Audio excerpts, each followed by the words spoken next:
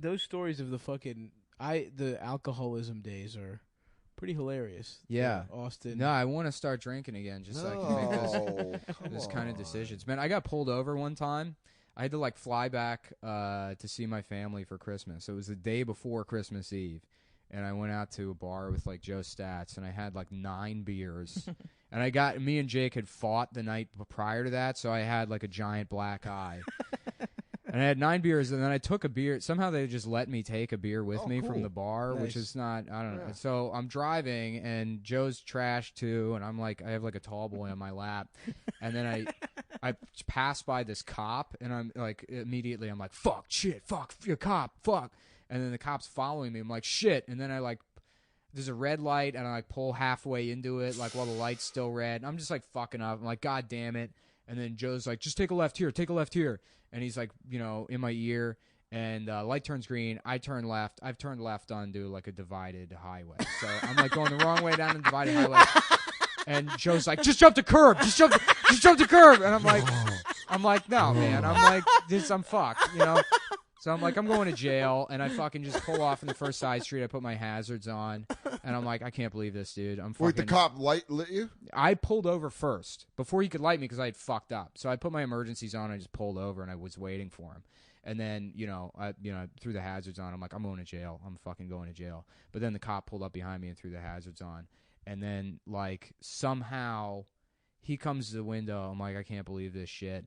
And I roll down the window, and the cop's like, hey, how you doing tonight? I'm like, yeah, I'm real sorry about that. And then, like, me and Joe were just, first of all, a lot of it is just white privilege. But, like, immediately I was like, yeah, I'm sorry about that. I'm driving him home. He's giving me directions, and he's fucking trashed, or whatever. Yeah.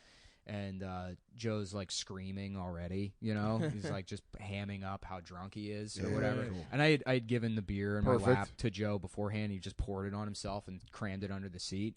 So the cop's like, okay, so you know why you're pulled over? I'm like, yeah, obviously. He's driving the wrong way down the thing. He's like, okay. He's like, have you been drinking tonight? And I was like, I had, like, 2 beers, I was like, I had one with, like, dinner and then another one, just right before we left the bar. But I'm not like drunk or anything. He's like, okay, well, can you get out of the car just so I can make sure all that smell is coming from him? I was like, yeah, sure. And then still in my head, I'm like, I'm going to jail. Yeah. And so the cop brings me around behind the car, and he's like, just hang tight for a second. And then he like talks. Just beats the shit out of you. Yeah. I'm going to whoop your drunkard friend. So they talk to Joe, and they come back over to me, and the cop looked just like David Bowie. Oh, weird. He looked like a butt, like a Jack David Bowie. Like a cop David Bowie. He's like Major Tom the ground control. Yeah. We've got a couple of black guys wandering around the back of the bank. Young Americans. They were black and they were driving. And they deserved it. So this cop looked just like David Bowie, and like drunk part of my mind is like, tell him he looks like David Bowie. He'll think that's like cool. You'll ingratiate yourself to the cop. He's gonna be like, oh, for real, man? I love the Star Child. Luckily I didn't. He was like, okay, like I do smell alcohol. He's like, you only had 2 drinks, and he's like, are you telling the truth? And I was like, yeah, it was 2. It was like 1 with dinner and then 1 just now. He's like, okay. He's like, I do smell a little alcohol in your breath. I don't think you're lying to me. If you'd said you hadn't been drinking, then we'd have a fucking issue. But, he's like, I'm going to let it slide. So he's like, what you want to do? And he, like, brings me back to my car, and he's like, you just go around here, take a right, and then, make sure you get on the right side of the road, coming around. I'm like, all right, thanks, and then I'm, like, just sitting there with Joe. I'm like, holy fucking shit, I can't believe that worked. And as I was saying that, the cop was like, he was back at the window. He's like, yeah, you forgot your ID. And I was like, thanks, man. And I really have no idea how I got out of that one. Yeah, I taught like defensive driving for a while. But Did you do comedy defensive driving at CAP? Well, yeah, they were like, well, like try to do jokes. I was like, no. Hold on, you taught defensive driving? Yeah. At a comedy club. At a comedy club. In Austin. You just play videos and you read out. And I don't think I get in trouble for it now, but like you're supposed to, because it's all like done through like DPS or whatever. Mm-hmm. Like you're supposed to attend all these classes and like observe classes. There's like this whole like qualification process that like my roommate just like forged all the documents and like like set it up for me. Sure. And then like because he taught defensive driving and like it's like some extra money on the side. He was like, "Hey, can you teach defensive driving on Monday?" And I thought he meant like come with him to defensive driving. I was like, "Oh yeah, sure, I'll come with you." And he was like, "All right." And then it was like the night before he was leaving. I didn't know he was leaving. He's like, "Hey, we should go by tonight to the club and I can show you where everything is." I'm like, "Cool." So we go to like Cap City and it's like 11 o'clock at night. And he's like, "Yeah, so here's the DVD player. Here's this is a filing cabinet just filled with shit, like a milk crate with like papers and stuff." He's like, "Here's all the paperwork and stuff, and this is the binder with all the stuff in it." And he's like, "There's a coffee maker. You put this in. Here's where the lights are." And he's like, "So yeah, I usually lock the door around 8:15.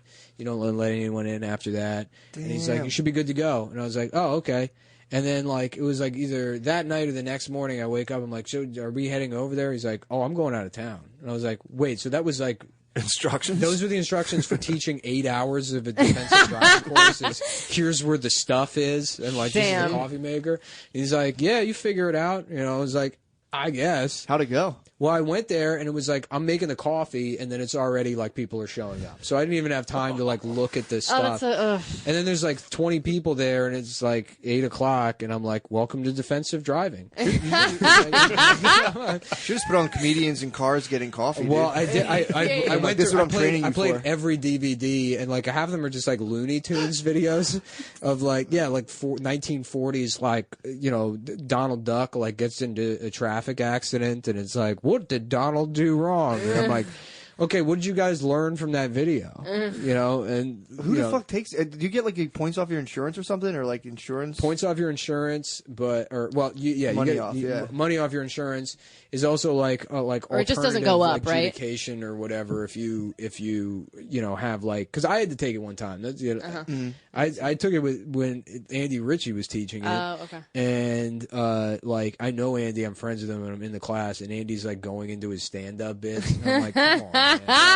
Rough. I'm like, don't turn it do off. Were all the people taking the class, were they trying to be funny? I had to take it. I had to take it. Actually, I got my license suspended. I had to take it like years prior. Yeah. And there was like it was an African guy teaching it, and there was a girl sitting next to me. But we were there for like 9 hours, and the African guy, he like had this verbal tick where he would start like every other sentence with "for example," even if it didn't like he'd be like, "When you are driving, for example, and you come to a forward stop, for example, you have to decide who is going to go first, for example."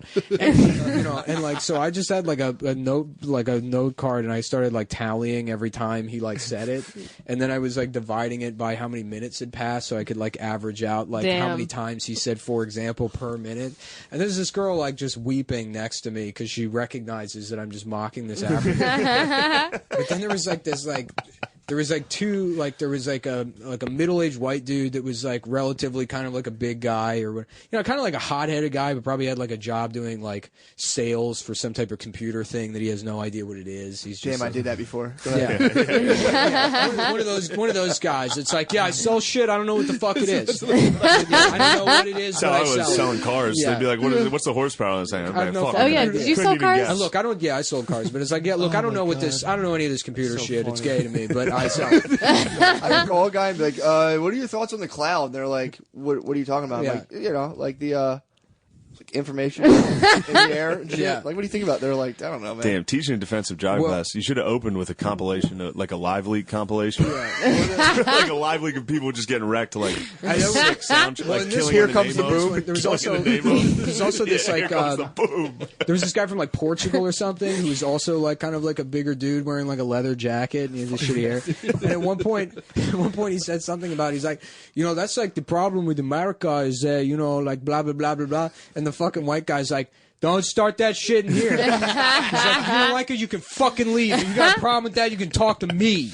And he was like, about that. Yes. He's like, because I'm about to knock your ass the fuck out. And it's like, this is how you got into defensive They just all driving. had road rage in the class. Yeah. The African guy is like, he's like, yes, for example. Just not blowing right past it, not doing it. Damn. These guys are about to throw bows over some like dumb 9/11 bullshit. Because because this guy's like, he's just heated off 9/11 stuff. Yeah, dude. You know, it's like one of those, you know, like just a faded flag on the back of his car. Love to see everyone like, when they're like, that let's gave me take purpose, is being mad about 9/11. Like, I didn't do anything afterwards. I didn't volunteer my time. I just became racist, and that's my contribution. Never forget.